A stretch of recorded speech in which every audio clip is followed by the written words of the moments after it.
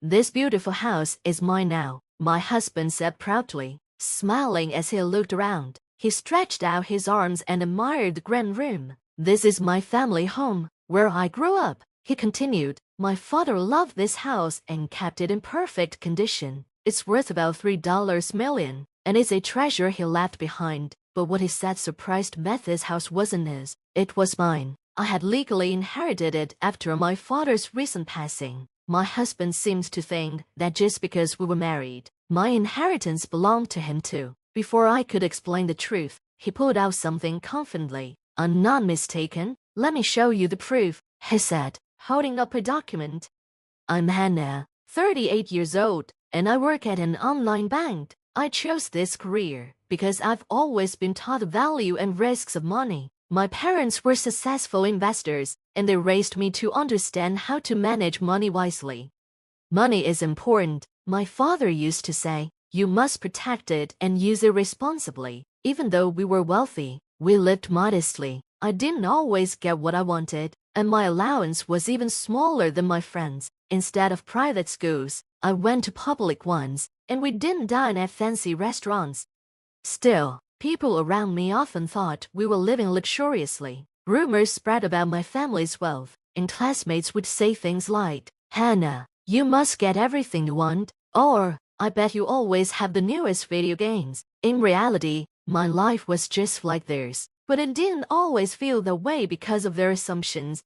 When I was in elementary school, my friend Ellie once came to me looking worried. "I accidentally broke Amy's new game, and I have to pay for the repair," she said. "I'm short on money. Can you help?" "Did you tell your parents?" I asked. "No way. They'll be so mad. You're the only one I can ask," she pleaded.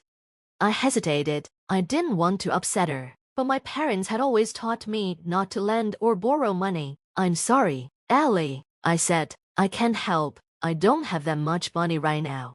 After I told Ellie I couldn't lend her money, she walked home with tears in her eyes. The next day, during our school break, Amy from another class called me over. "Ellie told me she asked you for money. Why didn't you help her? I've heard your family is rich," she said. "Shouldn't you help a friend in need? Ellie is struggling to pay." I was confused and didn't understand why I was being blamed. I tried explaining that I didn't have the money. After listening for a while, Amy snapped, "But your family isn't poor, right? Sounds like a lie to me. In the end, you care more about money than Ellie. That's cruel." Then she walked away. After that, unfavorable rumors started spreading about me. Amy and Ellie told others that I had scammed them or refused to help. The teachers stepped in, found out the truth, and warned the girls, but it only made them angrier. The rumors got worse and spread beyond the school. Eventually, my parents heard about it. My father came to school, which caused quite a scene. After a meeting with the parents, the two girls apologized to me. I accepted their apology but decided to cut ties with them. Afterward, they sometimes talked about me behind my back, but I ignored it. At dinner one evening, reflecting on the incident, my father gave me advice. "Hannah, if anyone ever asks for money or a big favor, just say it's against our family rules. Don't explain if you have the money or not. If they keep pushing, say you'll think about it, but make it clear it's usually not allowed." I took his advice to heart. I didn't want another big fuss over money. From then on, I became more careful about discussing money and even about inviting friends to my home. The experience taught me the value of clear boundaries and mutual understanding. As an adult, I stayed cautious to avoid trouble related to money or gossip. I focused on my work and relationships. At 28, a close friend introduced me to Robert. The moment we met, I felt he was genuine. Robert, a year younger than me, had a youthful look and a positive, honest personality. Over 2 years, our bond grew stronger, and we decided to get married. While planning the wedding, my parents were thrilled. "Let's make it a day to remember," they said. "We'll help out so you can have a lavish wedding." With their support, we invited all our loved ones and had a beautiful ceremony. Later, my father suggested, "Why not invite Robert home, so we can all build a deeper bond as a family?" I trusted Robert, but I knew he sometimes said things without thinking them through. Because of my past bad experiences with money, I was hesitant to talk about my family's financial situation with him. Still, I knew I'd have to be honest eventually. One day, I decided to bring Robert to my family home. When he saw the grand mansion, he was completely speechless, as if he couldn't believe his eyes. During the tour, his excitement was clear, his eyes lit up with amazement. "Your family is this wealthy, Hannah?" he finally asked on the way back. Robert couldn't stop asking questions about my family's money and lifestyle. I tried to stay calm and replied, "I don't know all the details, but I'll find out more next time." Even so, his reaction made me feel uneasy. A few months later, I got an unexpected call from my mom. "I'm worried," she said. "Your father is in the hospital undergoing treatment." "What? Why? Is he okay?" I asked, panic filling my voice. "The detailed test results will come soon, but you've noticed his health hasn't been great lately, right? Remember when he visited last time? He didn't eat much." Thinking back, I realized she was right. He hadn't seemed like himself that day. "The results will be out this weekend," she continued. "Will you come with me to see him?" "Of course," I replied. "I'm really worried about Dad. I'll be there no matter what." That weekend, my mom and I went to the hospital. When we entered my dad's room, he looked okay at first glance, but something felt off. "Sorry for making you worry like this," he said with a weak smile. "Getting older isn't easy." Later, the doctor gave us the results. My father had pancreatic cancer stage 4. The cancer had already spread to other parts of his body, and surgery wasn't an option anymore. "Despair him in like a wave," my mom whispered through her tears. "He always took such good care of his health. Why did this happen?" My father quietly listened as the doctor explained. "The pancreas is located deep inside the body, which makes it hard to detect issues early. Unfortunately, by the time it's found, the cancer is often advanced." Turning to me, my father said, "Thank you, Hannah. I hope you continue to live happily." Hearing his heartfelt words of gratitude, both my mother and I felt tears welling up. His love and hope for us were clear in that moment. In the days that followed, I tried to visit my father as often as my work allowed, but with the outbreak of a new infectious disease, the hospital limited visitors to immediate family only. Because of this, my father couldn't see his friends, which caused his spirits to drop. One day, he shared a heartfelt wish with me. "Hannah, I want to invite friends and acquaintances to our home even after I'm gone. I hope you cherish the house and make it a welcoming place for others." His words inspired me. I began thinking about how I could honor his wish by transforming the house into something meaningful. I'd even started researching renovations and looking for professionals to help make it happen. During this time, Robert was concerned about me visiting my father at the hospital so often. I had hesitated to share everything with him because of our earlier conversations, but he cared deeply. "Hannah, how's your dad doing?" Robert asked one day. "It doesn't look too good," I replied, trying to stay strong. Robert looked at me and said, "It must be tough for you. I want to help. Let me know if there's anything I can do." His words were kind, and I felt comforted, but what he said next made me uneasy. "Hannah, as a married couple planning our future, I'm curious, how much does your father own? Don't you think we should share that kind of information?" I replied, trying to stay calm. "Robert, I don't manage that, and I don't know the exact details. If anything happens to Dad, my mom will handle everything." Robert didn't drop the topic. "I understand, but wouldn't it be smart to think about inheritance and asset management now?" I even met a legal expert, Samuel, who could help. "Your mom won't be able to handle everything forever." I felt uncomfortable. Was Robert more interested in money than supporting me? My dad already has a lawyer who takes care of these matters, so we don't need anyone else, I said firmly. Robert nodded but added, "Misunderstandings about money can create problems. That's why I think it's important to be prepared." His words shocked me. He brought up inheritance repeatedly, as though my father's passing was a given. I started feeling uneasy around him and began keeping my distance.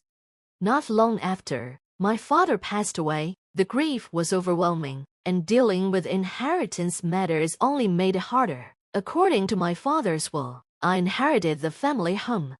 But Robert's attitude towards money only pushed me further away. He seemed cheerful, not understanding my pain. Hannah, isn't it amazing to inherit such a big house? When do you think we can move in? I felt frustrated and asked, how do you even know about this? Oh, Robert said casually. I ran into one of your cousins at the funeral. We ended up talking about the inheritance. His answer upset me. Why would my cousin share such private information? I stayed calm and said, yes, I inherited the house, but it's too big for us to live in as a couple. Robert's excitement didn't fade. Why wouldn't you want to live in such a beautiful house? I was looking forward to starting our new life there. I forced a polite smile. The family decided it's best not to live there.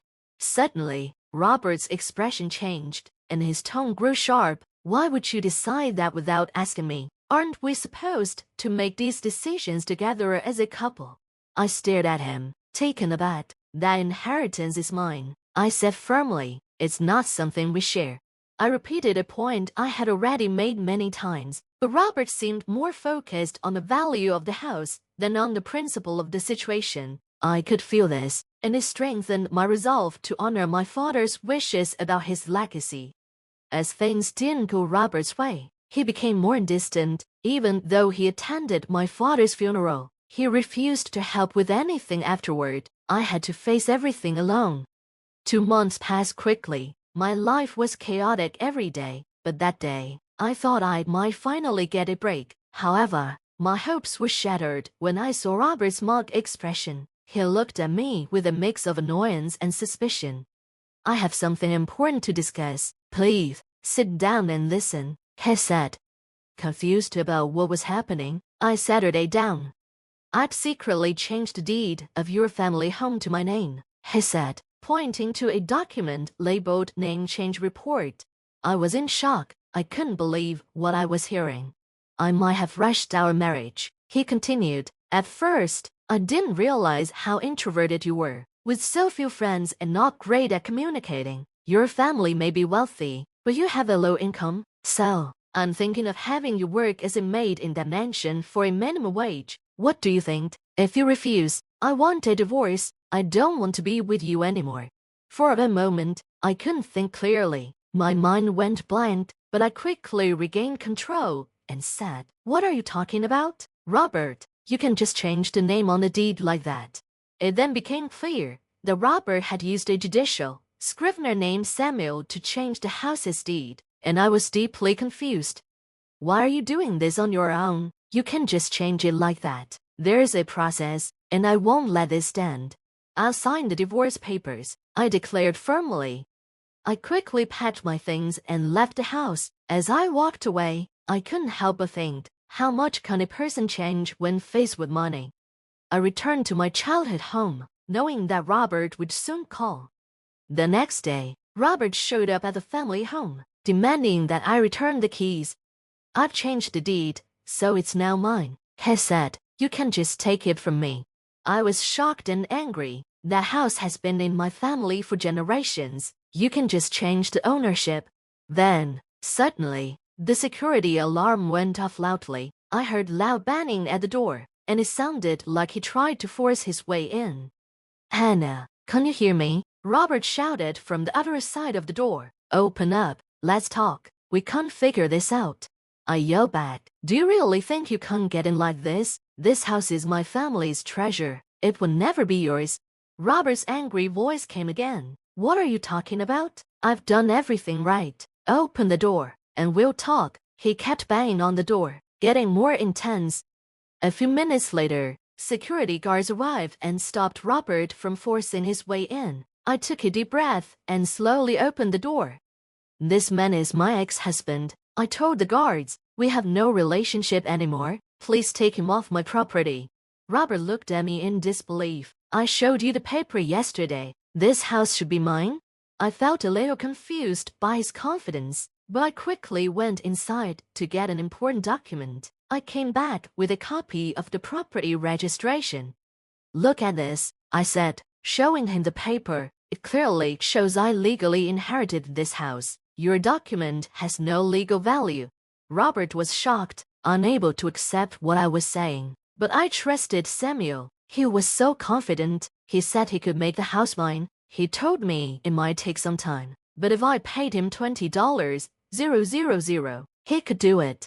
His voice showed how upset he was, and he quickly pulled out his phone, trying to call Samuel. Why won't you answer? I trusted you.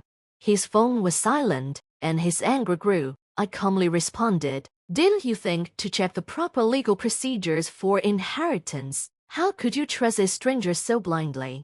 That Samuel is a scam artist, I continued, and you're no better for believing him. Robert, I once thought you were sincere, but it seems money changed you. I don't want anything to do with you anymore, I said, my words cutting deep into Robert's conscience. As I tried to close the door, Robert, in a panic, reached out and stopped me. Wait, Hannah, I deeply regret this. Let's start over. Can you reconsider the divorce? Why this sudden change? You can just decide things based on your convenience, he pleaded desperately. Security, please escort this man out, I calmly instructed. The guards immediately tracked Robert away. Later, we changed our contact information and made sure to reinforce the security at home. Robert tried visiting several times, but he was always turned away by the guards. Over time, he faded from our lives. Months passed, and as summer arrived, we were preparing for the annual memorial service for my father, when I noticed someone standing alone at the cemetery. It was Robert. He looked thin and frail, and although it was unsettling to see him like this, it didn't surprise me.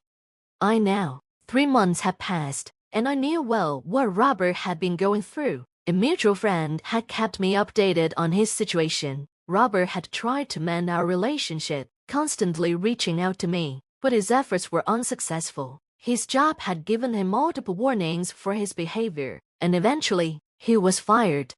Moreover, because of his trusting nature, Robert was deceived by several con artists, which led to significant debt and even more problems. Though some of his real friends tried to help, Robert chose to follow the lies of swindlers. As a result, he lost the trust of his friends and family, and was left alone.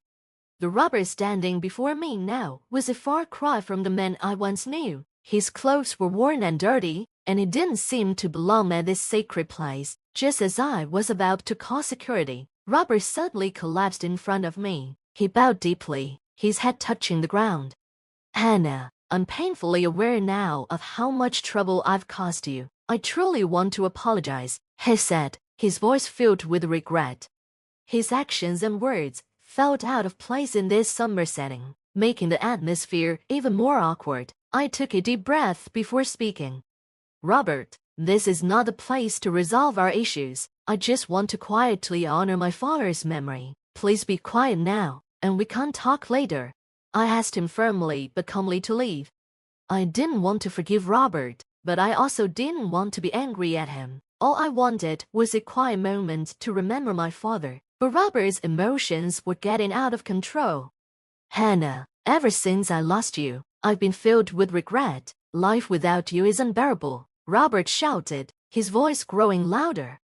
His outburst caught the attention of the relatives and others around us. They began asking questions. Is something going on between you two? Why is he raising his voice here? What's going on? Is it causing trouble for Hannah? The voices asked. The pressure of the situation was overwhelming. I just wanted to honor my father in peace. I raised my voice, trying to take control of the moment.